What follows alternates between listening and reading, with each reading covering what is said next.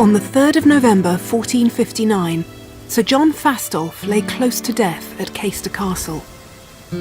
Fastolf was an ambitious and successful man, a soldier who'd made a vast fortune fighting in England's wars with France. Fastolf had served kings and princes. In the process, he'd become fabulously wealthy and built this castle here in Norfolk. So now, facing his last illness at the age of nearly 80, he could pay for the best care money could buy. For Fastolf, this didn't mean medicine for his body. It meant medicine for his soul. He would die in a room full of priests, not doctors, helped by prayers, not prescriptions. Because death, for the people of the Middle Ages, wasn't the end, but the doorway to everlasting life. They say the past is another country. They do things differently there. But just how differently did the medieval world approach life's great rites of passage? Birth, marriage, and death.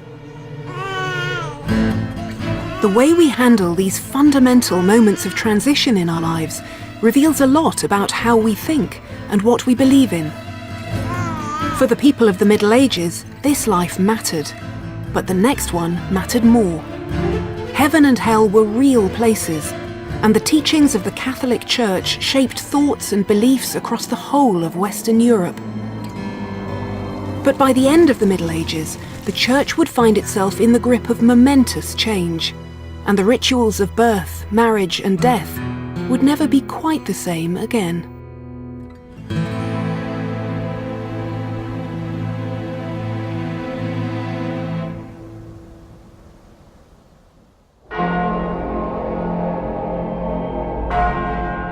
Most of the time, we try not to think about death. But the people of the Middle Ages didn't have that luxury. Death was always close at hand, for young and old, rich and poor, even before the horrors of the Black Death, which killed millions in a few short months. John Fastolf had managed to live to a ripe old age, but he was still concerned with the Church's message that what would happen after his death, an eternity spent in heaven or hell, was more important than his life's fleeting achievements. So in a world where death shaped life, how did the people of the Middle Ages deal with the last great rite of passage?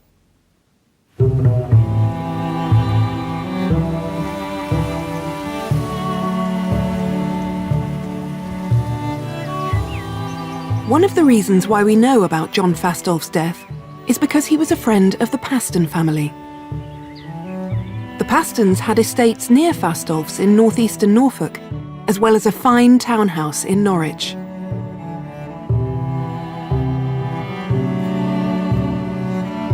The Pastons were wealthy, and they lived in one of the richest and most cosmopolitan parts of the country.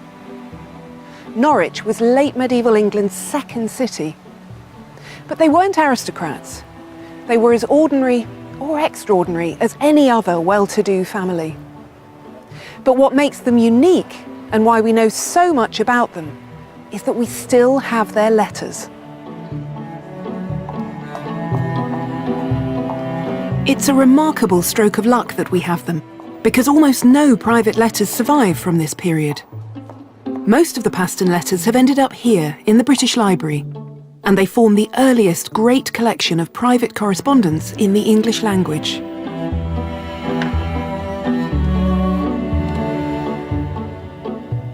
More than 1,000 documents survive, spanning 3 generations of the family. We don't know what the Pastons looked like, and most of the houses they lived in are long gone. But thanks to their letters, we can still hear their voices. I've been studying these letters for 25 years, but because they've been in print for a long time, I very rarely get to see the real thing. So this is thrilling, because the Pastons feel like my medieval family. And that's because these letters give us glimpses of a human experience that speaks across the centuries.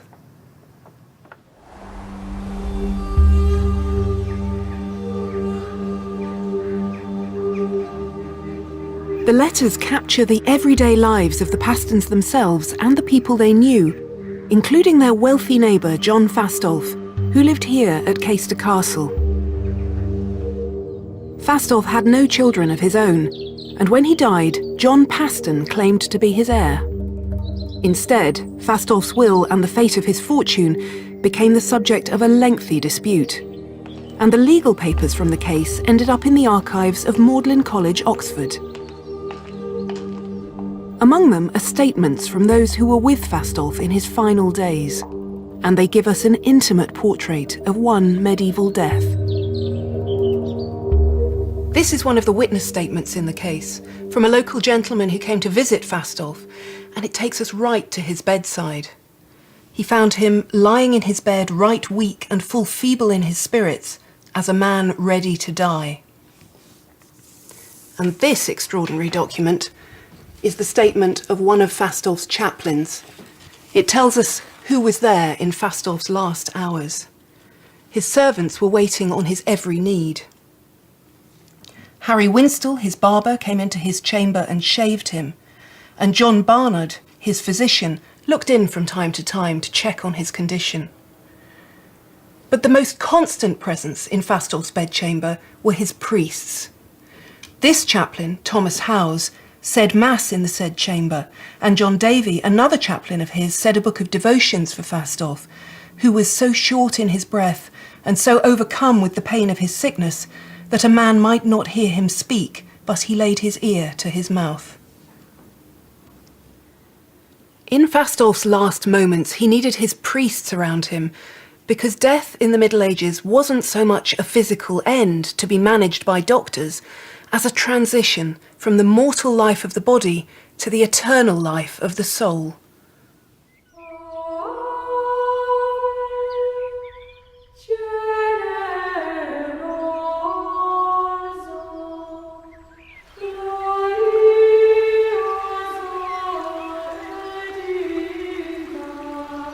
Fastolf's understanding of death, like that of all his contemporaries, was shaped by the Catholic Church. And the Church taught that although the physical body died, the soul was eternal. And one day God would judge which souls would spend eternity in heaven and which would spend it in hell.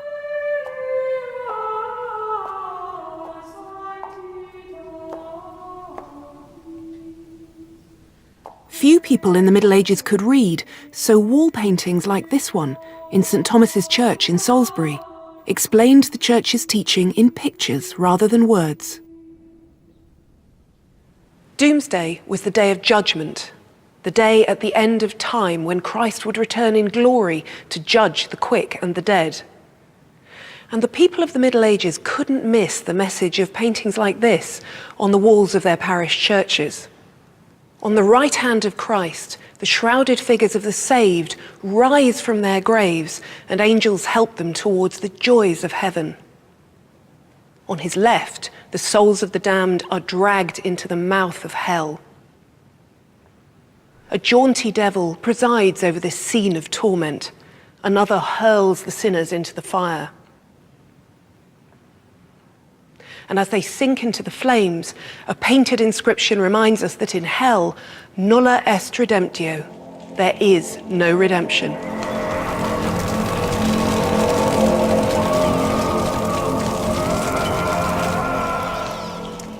The disconcerting problem with this binary system was that only the saintly, in the literal sense of the word, people who were actually saints, could be confident of having sinned so little that they would definitely be going to heaven. But did that really mean that a merciful God would damn most ordinary sinners to hell? It wasn't easy to tell. The Bible didn't give a clear explanation of what happened to a soul between the moment of death and the last judgment at the end of the world. There was an idea that some sin could perhaps be purged after death. And in the 12th century, when the Church went through a powerful movement of reform, this became a key theological question. Gradually, an answer emerged. When a person died, their soul would go to an interim place called purgatory. Here they would have the chance to atone for the sins they'd committed in life. And that meant that by Judgment Day, their way into heaven would be open. In 1254, Pope Innocent IV adopted purgatory as an official doctrine of the Church. So what could people expect to experience in purgatory? Carl Watkins is a historian of medieval religion who has studied ideas about this middle space between heaven and hell. Purgatory was characterised by darkness and by fire and by terror, because it's the place where the great majority of people expected to pass at death, a place where they would be purged of sins that they had not expiated in life, a place where their souls would, if you will, be burnished before they could make a final passage on into heaven. How long would someone expect to spend there? Well, the period of punishment would be proportional to the sins that they'd committed during their lives. And there's also a sense in which time in purgatory, though, is elastic, in that because the pains are so intense and terrible, the fire is so tormenting, that even a moment in purgatory felt like an epoch of earthly time. And would the punishment fit the sin? Yes, there's a real sense in purgatory that punishments fit the crime. So if you'd been violent, perhaps you'd been a murderer in the other world, maybe you might expect to be hewn on a butcher's block. If you had been avaricious, if you'd been money-minded, you might discover in purgatory that molten gold was poured down your throat. If you were a liar or a backbiter, you might be nailed down by your tongue. So there's a really strong sense here in which punishments are conceived as fitting in rather a direct way to the kinds of sins people had committed during life.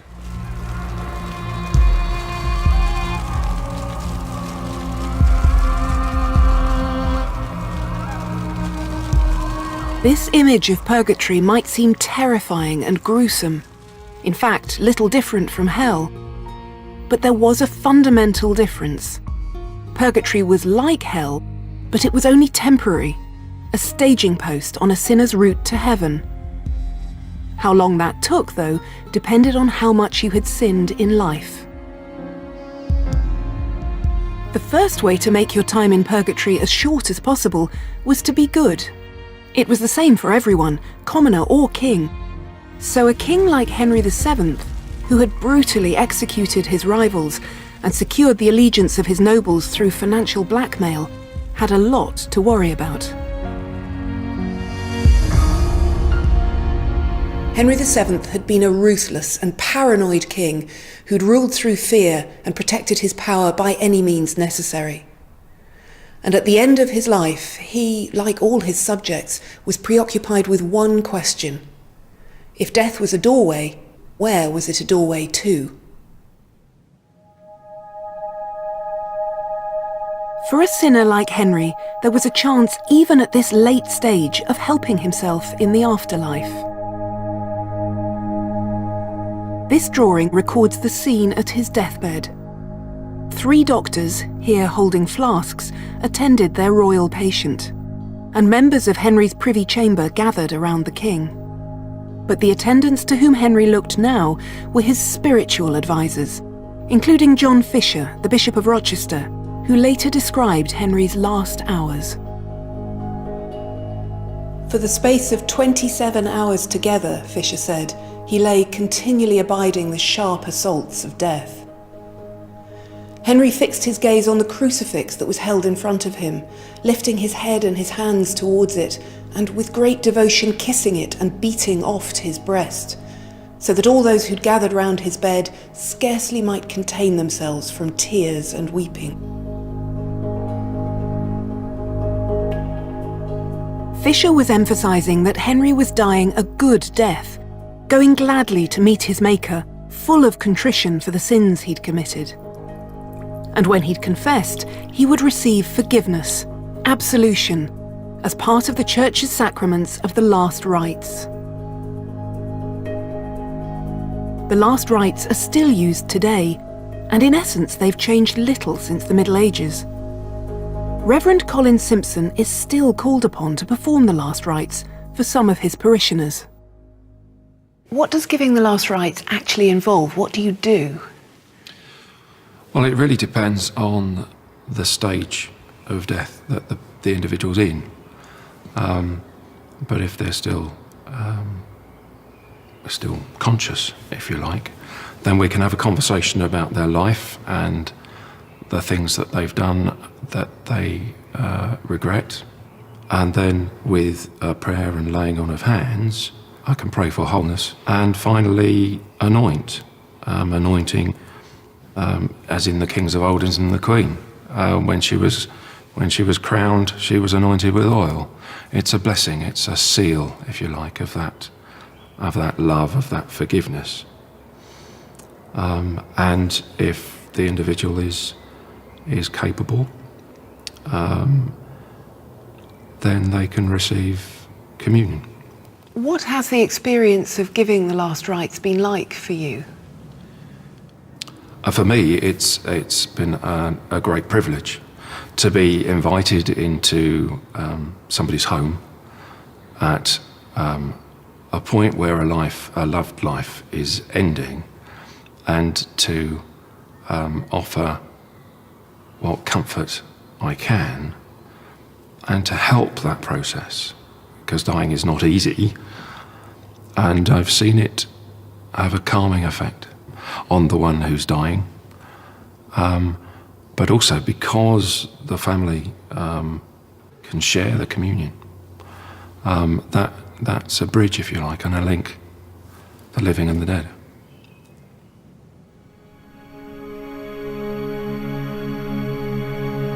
The link between the living and the dead went beyond the last rites, because once someone had died, there was a funeral to organise. Once again, the church had an elaborate set of rituals that the funeral should follow, from what was known as the placebo, the evensong on the night before the funeral, to the requiem mass, which was sung just before the burial. The richer you were, the more magnificent the ritual you could pay for. But while a lavish funeral might serve as a demonstration of earthly power and status, its central focus was the life to come. Henry VII had made sure he had a good death, and he was equally determined to have the best possible send-off. This extraordinary object is all that remains of the elaborate trappings of Henry's funeral. It's the head of a life-sized effigy of the king, and the plaster face is taken from a death mask. So when we look at this face, we're looking at the face of Henry VII himself. As it is now, it's an austere and haunting portrait of the man. But at the funeral, it played a very different role. The effigy was dressed in sumptuous robes and held an orb and sceptre in its hands, and on this head was the glittering crown of England. The effigy lay on cloth of gold cushions on top of the coffin to symbolise the majesty of an anointed sovereign, which endured even on his journey to the grave.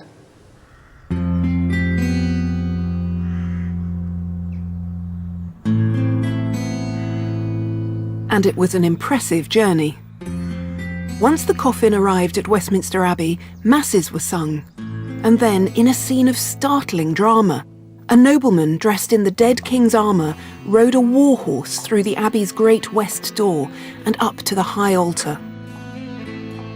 There he was stripped of the armour and weapons, and these symbols of Henry's earthly power were offered up to God.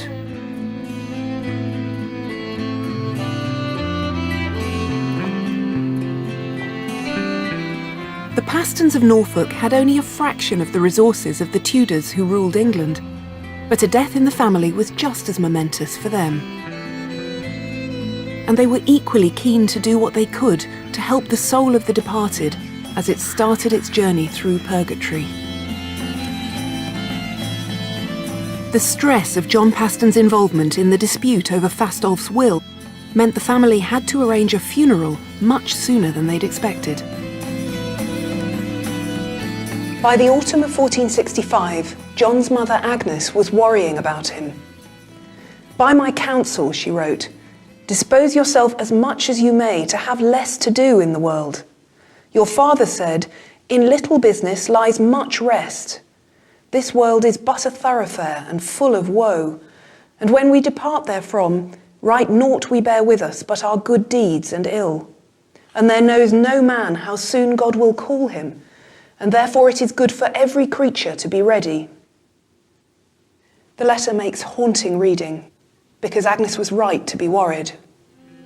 7 months later, at the age of just 44, John Paston died suddenly in London.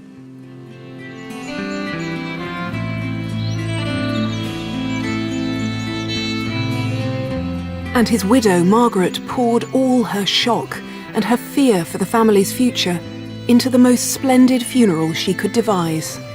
A priest and 12 poor men bearing torches walked beside the coffin for 6 days as it was carried in procession more than 100 miles from London to the Pastons' parish of St. Peter Hungate, here in Norwich. In the church, 38 priests stood ready to pray over the corpse, while 20 miles further north, at Bromham Priory, just outside Paston village, preparations were underway for the burial and the funeral feast. At the Priory, more than 90 servants were paid to wait on the Pastons' guests, and so many animals were slaughtered for the feast that it took 2 men 3 days to flay them.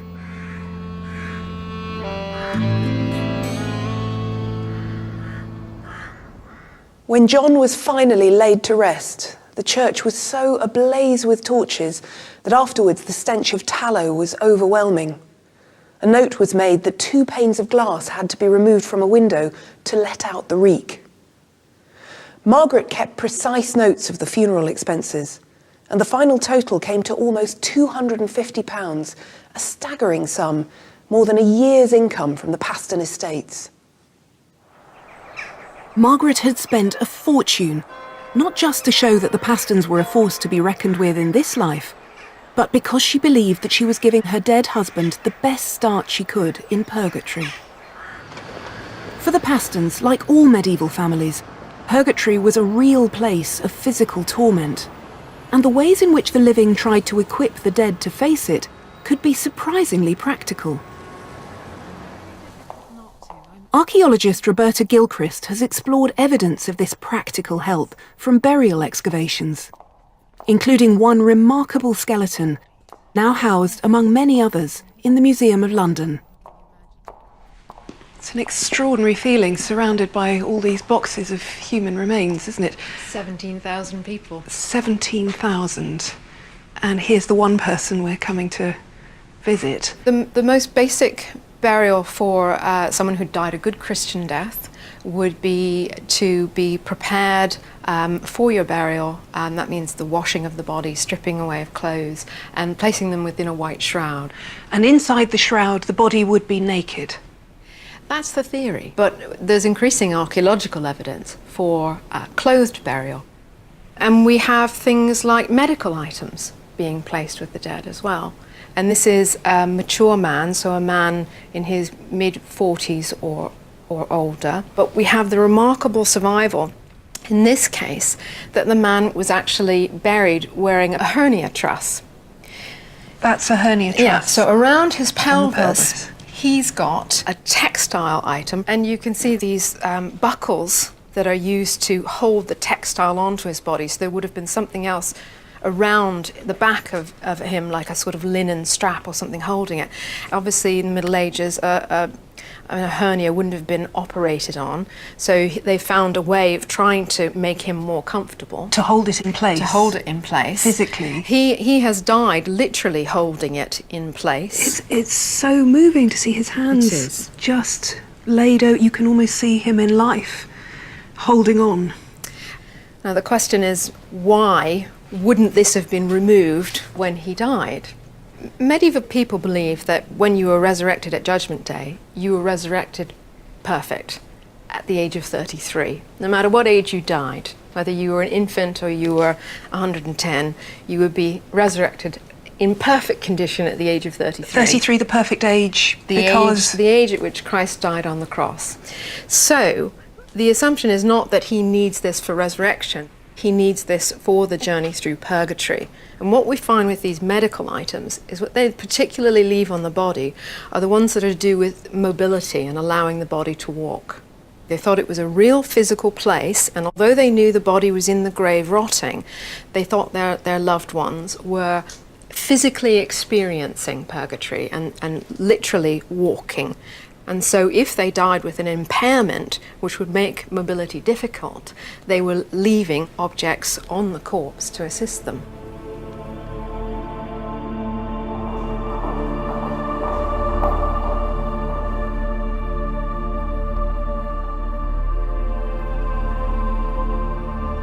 The idea that the living could help the dead through purgatory didn't stop at equipping them with physical support for the suffering they would endure, because the Church taught that that suffering could be shortened if the living offered spiritual help to the departed soul. Praying for the dead or hearing masses for them could actually reduce time spent in purgatory. So when people in the Middle Ages wrote a will, they were concerned above all to make sure they'd be remembered with prayers and masses. We think of wills as a way for the dead to bequeath property, things they can no longer use, to those they leave behind. But for the people of the Middle Ages, wills were also a way for the dead to keep a hold on the living, to make sure they couldn't simply be forgotten. And that was certainly true for Margaret Paston.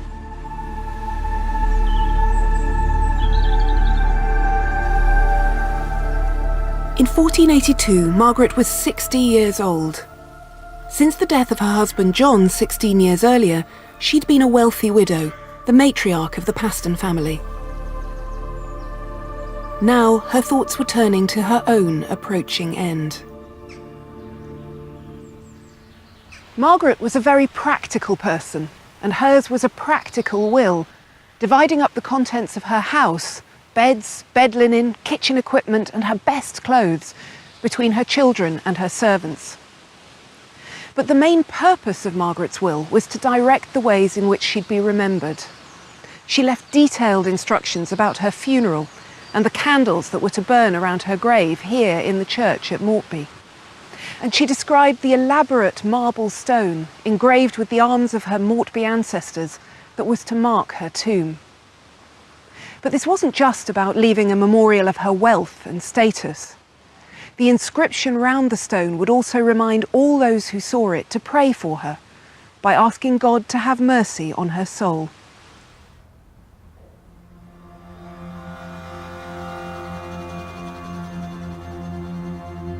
The Church taught that the best way to shorten the departed's time in purgatory was to leave money for masses. So Margaret left money to pay a priest to sing Mass in Mortby Church every day for 7 years. In nomine Patris, et Filii, Spiritus Sancti, Amen. Troibo ad altare. A Mass was the greatest help a soul could have because it was the holiest and most sacred act of worship, a repetition of Christ's sacrifice on earth. Because when the priest consecrated the bread and wine, it became the body and blood of Christ.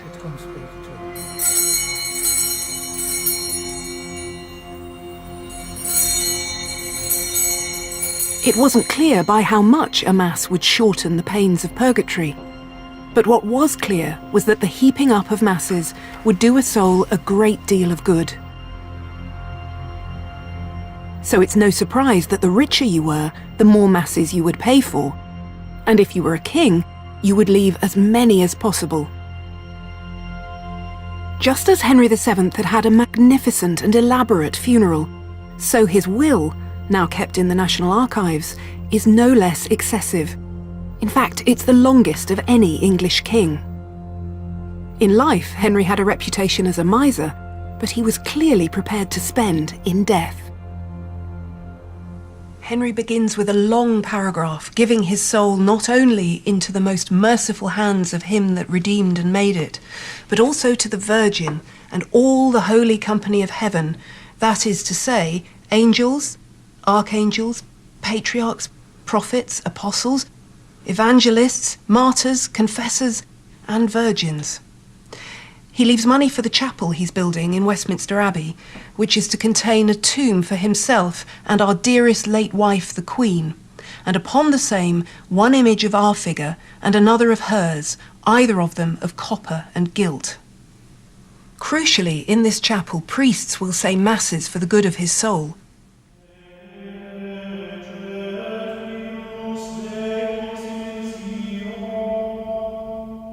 These masses were so crucial for Henry's prospects in purgatory that they were to go on forever. Henry was leaving what was known as a chantry, funding for a priest or a college of priests to say masses, in this case until the end of time.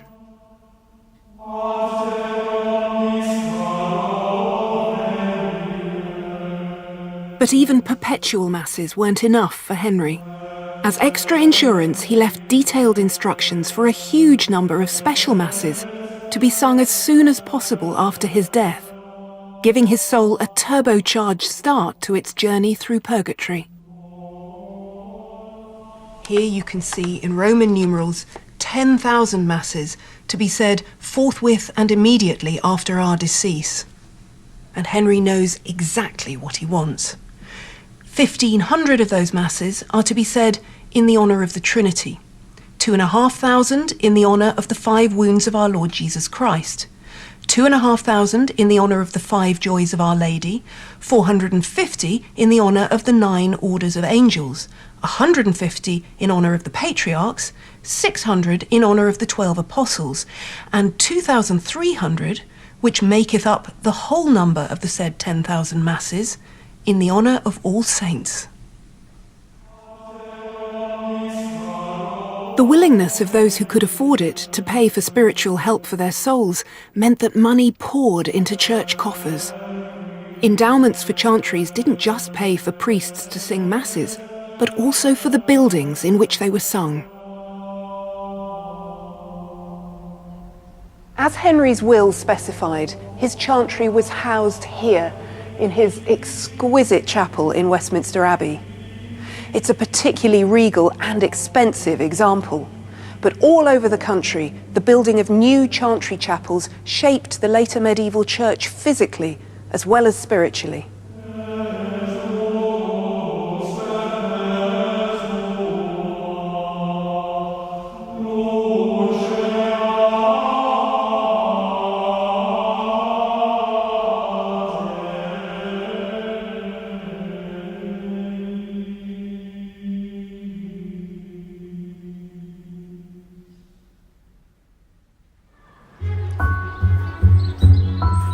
But churches weren't the only buildings that could help a rich sinner through purgatory.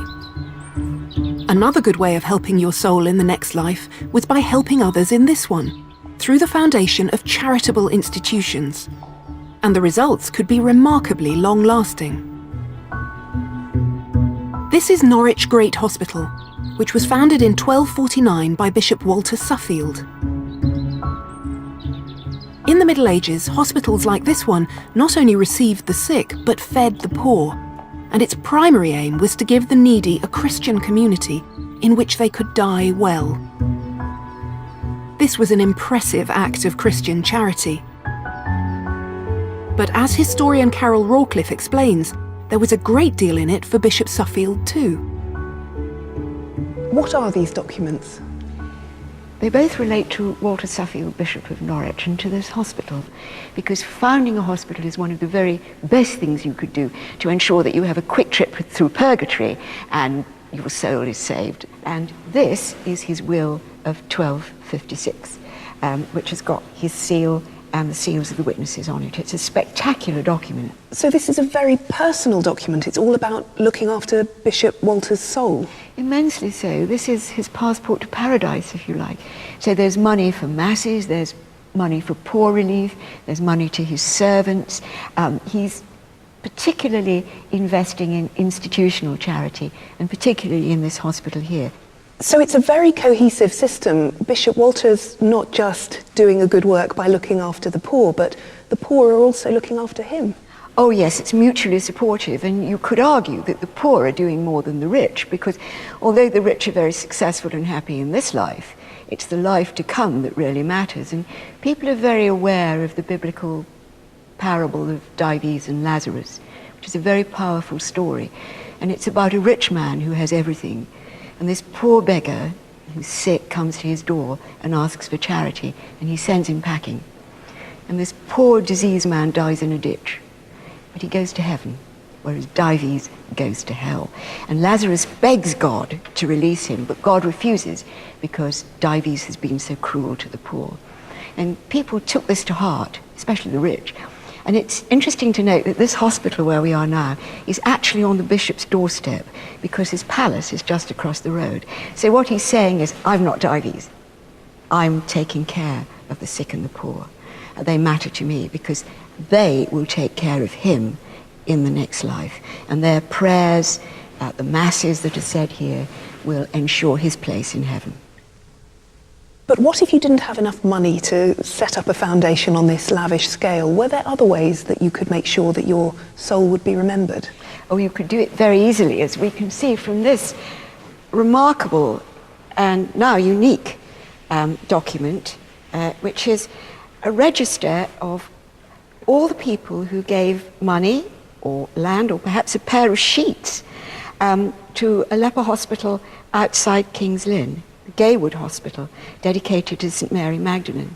And most of these people are very ordinary, weavers, carpenters, cloth workers, people who would probably only be able to afford a few pence. And it's a sort of snapshot of a list of people who supported the hospital and whose names are written down in the book of life, as it were, so that they will be remembered whenever Mass is celebrated. Each entry starts with pro anima, meaning Yes. for the soul of, and then the names come and come.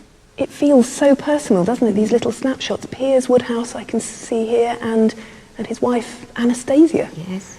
And it would be put on the altar during the Mass, so that these people are next to the body and blood of Christ, as was believed. And the names would probably be said once a year. The book would be read out from start to finish, to actually say the name as an act of commemoration.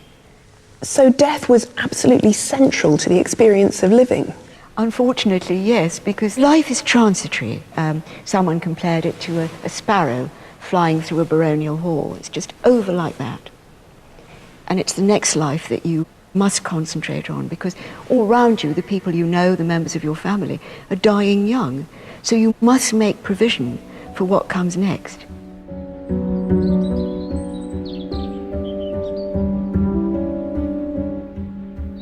Preparation was all very well, but what if death found you suddenly and unexpectedly? To the people of the Middle Ages, an unprepared death was a terrifying prospect. The Church urged its congregations to be constantly ready for death by following Church teaching and leading a good Christian life. But heavenly help was also at hand, thanks to St. Christopher, more commonly known as the patron saint of travellers. But in the Middle Ages, it was believed that no one who looked at an image of St. Christopher would die a bad death that day.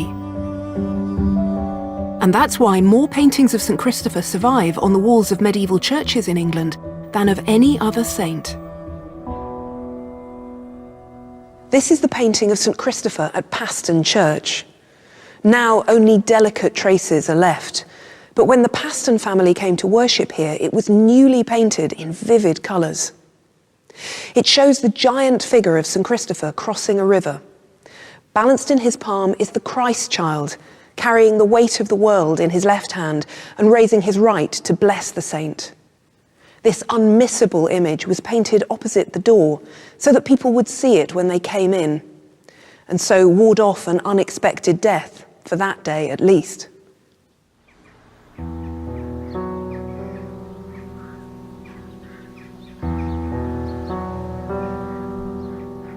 Death wasn't only in people's thoughts, it was also part of the fabric of their daily lives.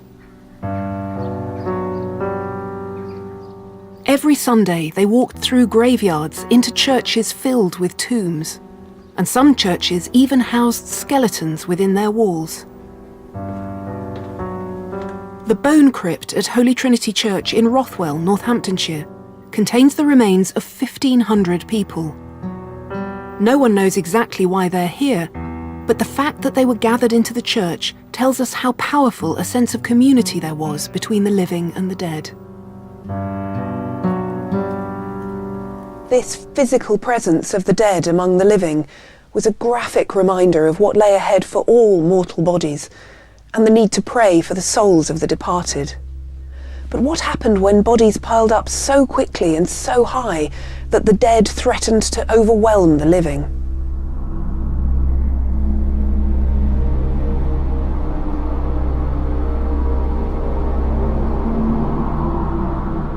That's exactly what happened when England was visited by an apocalyptic plague that we know as the Black Death, though contemporaries called it simply the pestilence, or the Great Mortality. The plague reached the south coast of England in the summer of 1348. By the end of the following year, almost half of the country's people, perhaps 3 million men, women and children, were dead.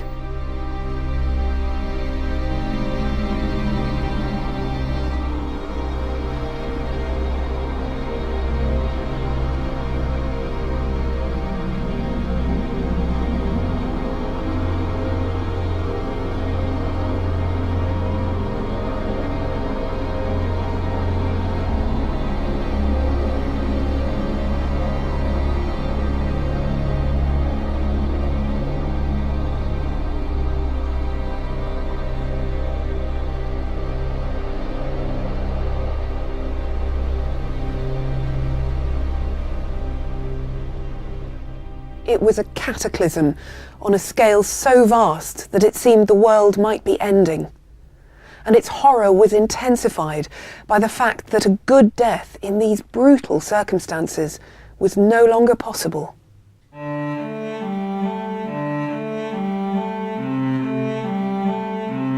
With millions dying so suddenly, the comforts of a good death were gone. Families were ripped apart, and the priests who should have ministered to the dying were dying themselves.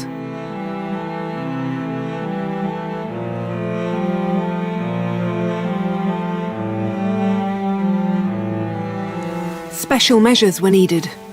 The Bishop of Bath and Wells gave instructions to his flock that if they are on the point of death and cannot secure the services of a priest, then they should make confession to each other, or if no man is present, then even to a woman.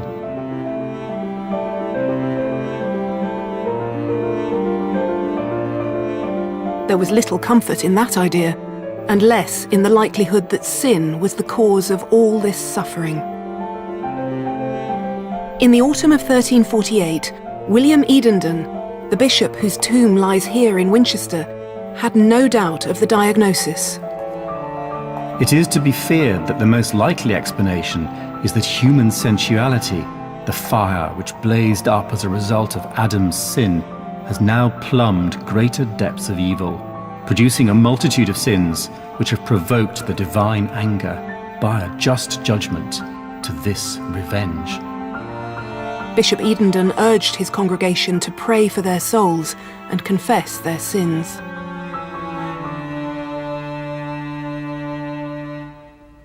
Every Friday, he said, the clergy and people of Winchester should process around the marketplace with bowed heads and bare feet, reverently saying the Lord's Prayer and the Hail Mary. And he granted all those who did so an indulgence of 40 days. That is, the time they would eventually spend in purgatory would be 40 days shorter.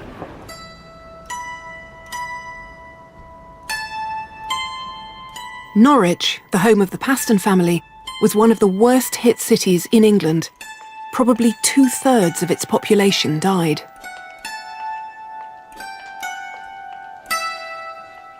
And now, for already devastated families, the plague became a recurrent fact of life. Epidemics continued to sweep the country at unpredictable intervals for more than a century to come.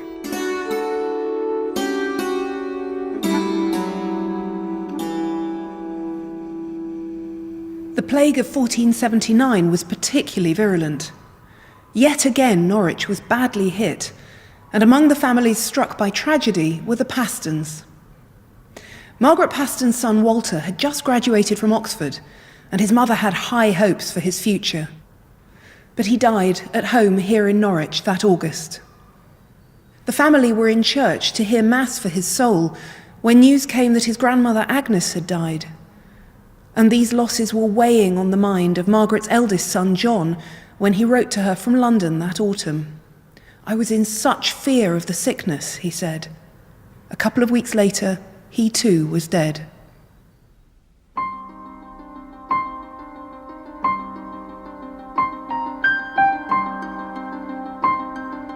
No wonder the subject of death looms so large, not only in the Paston letters, but also in the art and literature of the later Middle Ages. Cadaver tombs like this one, with a sculpted corpse instead of a fine effigy, began to insist on the reality of death, rather than the splendour of life.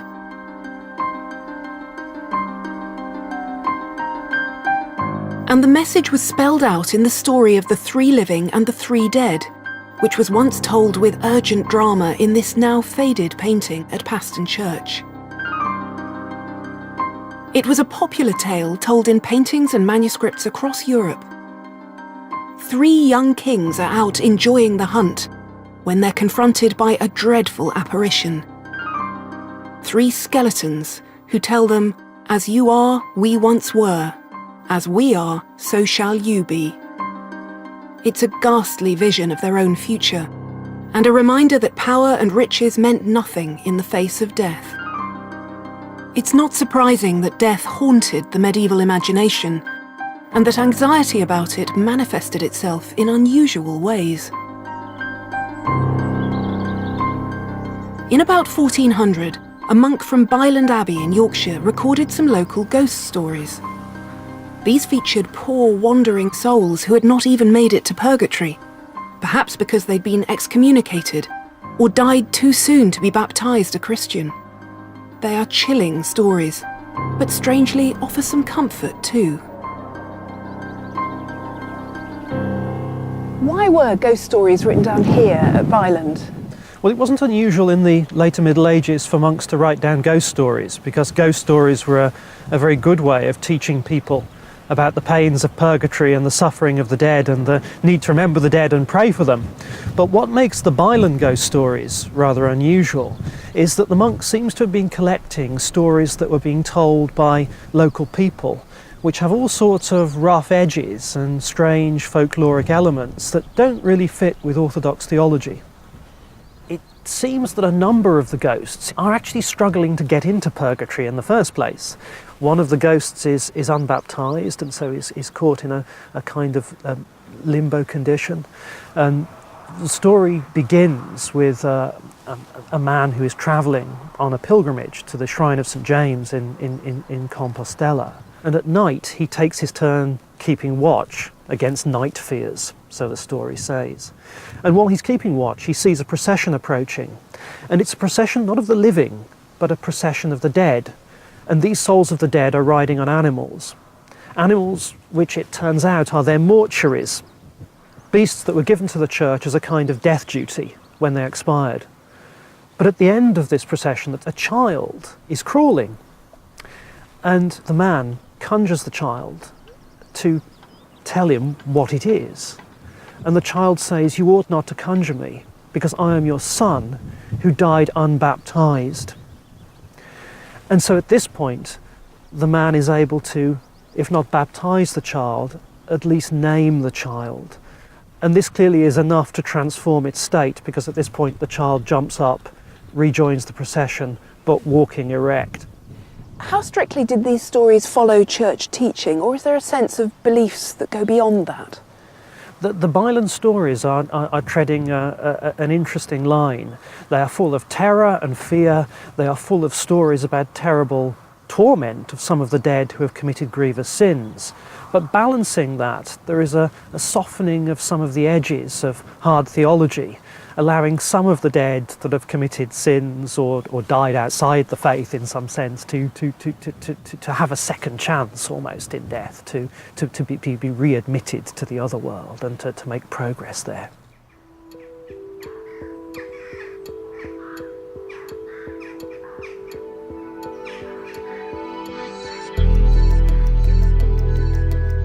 Stories like this showed how much souls could still be helped after death.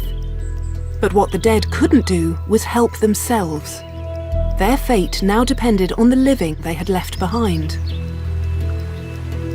But what if you had an uncaring family, or no family or friends? Or if you were so poor that you left this life without the means to pay for the masses and prayers that would help you in the next? Belief in purgatory was so universal that the Church had a special feast day to make sure that no one was left to face it totally alone. All Souls' Day fell on the 2nd of November, and it was a chance to do exactly what it said, to remember all the souls in purgatory, in God's prison, explained a 14th century priest named John Merck, who have great need to be helped. The greatest help they could have would be the masses said on All Souls' Day, but other customs developed too. In old time, Merck explained, good men and women would this day buy bread and deal it, give it to the poor, hoping with each loaf to get a soul out of purgatory. And during the night before, church bells were rung in the darkness to comfort the souls in their suffering, that they were not forgotten.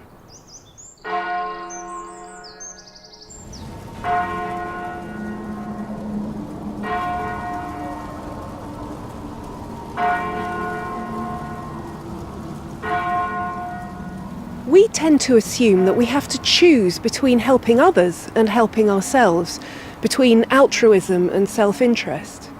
But the huge strength of medieval beliefs about the dead was that no one had to make that choice. The rich had money to spend for the good of their souls, but their wealth in this life meant they had to work harder to reach heaven in the next. So they needed the prayers of the poor, who were already, as Jesus had said, closer to God. So the rich could help the poor with money, and the poor could help the rich with prayers. And by doing these works of charity, everyone, rich and poor, would also be helping themselves.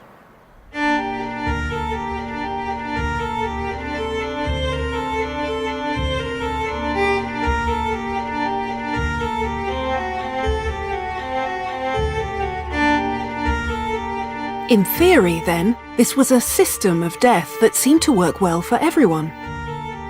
But it gradually became clear that it might also be open to abuse. By the end of the Middle Ages, the Church found itself accused of corruption, of feeding on the fear of its congregations to enrich itself.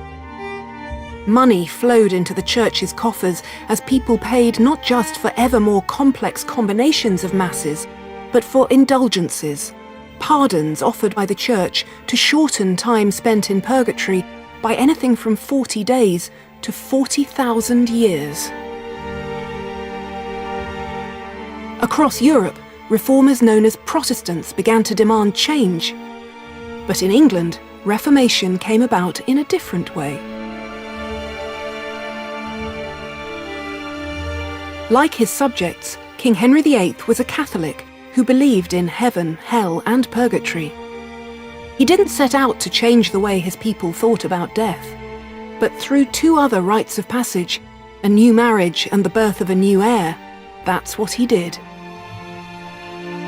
Henry wanted to divorce his queen, Catherine of Aragon, in order to marry Anne Boleyn. But when the Pope refused to grant Henry an annulment of his marriage, he rejected the Pope, and with him the Church of Rome. For those who saw the Church as corrupt, this was an opportunity. Protestant reformers wanted to sweep away far more than simply the Pope. One of their chief targets was the doctrine of purgatory. They wanted to know why purgatory seemed to be a way for the Church to collect money from the faithful, money for masses and indulgences, to buy a way out of a place that wasn't even mentioned in Scripture. So piece by piece, they set about dismantling the apparatus of what they now called a vain imagination.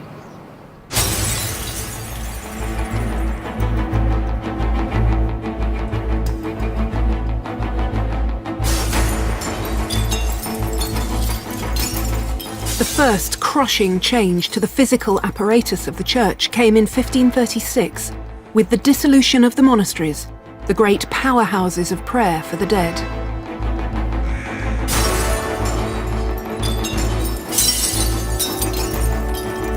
In parish churches everywhere, including here in Paston, images of the Last Judgment, of the three living and the three dead, and of the comforting figure of St. Christopher disappeared under layers of whitewash. But keen though Henry was to appropriate the vast wealth of the Church in England, he wasn't trying to uproot the most fundamental doctrines of the faith. So when Henry died in 1547, he died a Catholic, and like so many of his subjects, he left money for masses to help his soul in purgatory.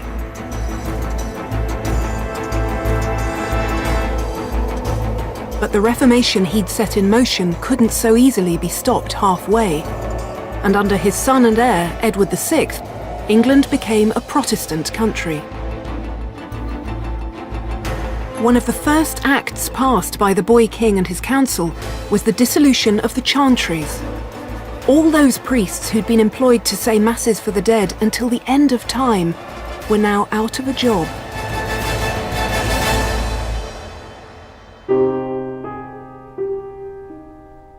Edward ruled for only 6 years, but in that time he did his best to change the faith of his kingdom. And the enormity of that change couldn't have been clearer when, in 1553, Edward himself lay dying at Greenwich Palace on the River Thames at the age of just 15. His grandfather, Henry VII, had been surrounded on his deathbed by a team of spiritual experts, priests who would guide his soul via the pains of purgatory to heaven. Now purgatory had gone, and chantries too. For Protestant Edward, salvation came by faith alone, and that was how he chose to face his death. Edward wasn't physically alone.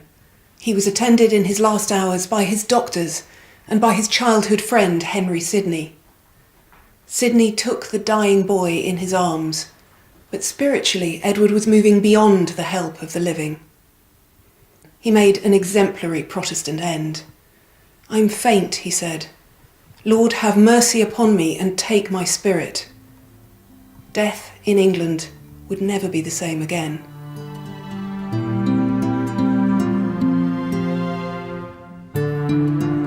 For the people of the Middle Ages, the rites of passage of birth, marriage and death were defined and shaped by the Catholic Church. Rituals which could be both a constraint and a comfort. 5 centuries later, we face the same moments of transition in our lives. What we lack is the same certainty and structure, so we have to search for our own meanings to define them. And as the people of the Middle Ages would have recognised, that is no easy task.